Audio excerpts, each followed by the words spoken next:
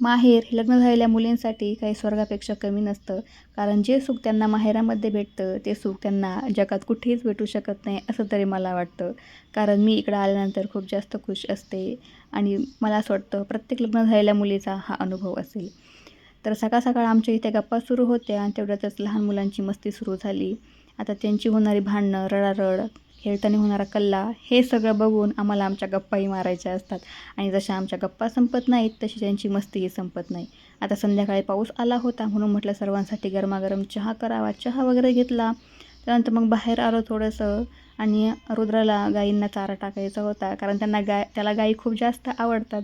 पण त्याला काही तिकडं पुण्यामध्ये गाई बघायला भेटत नाही. त्यामुळे इकडं आलं की त्याची अशी गायींची सेवा चालू असते आणि त्याला असं वाटतं की गायींजवळच उभा राहावं किंवा तिथंच बसून राहावं.